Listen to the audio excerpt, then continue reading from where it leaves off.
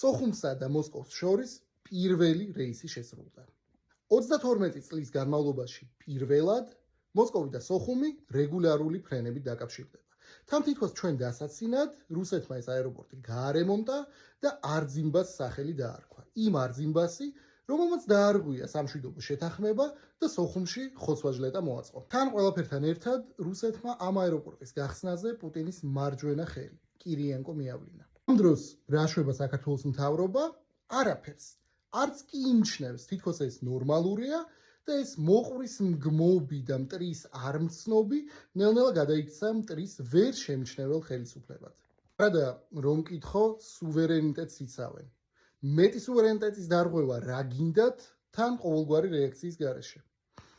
რუსეთთან დაალაგების მომენტი თუ არე, მაშინ საღოლ არძიმბას სახელობის აეროპორტი რო იქნება საქართველოში, მაგარი დაალაგებაა.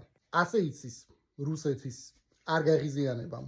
იმპერიას ყოველთვის რაც უფრო მეტს დაუთმობ, მით უფრო მეტი მოუნდება.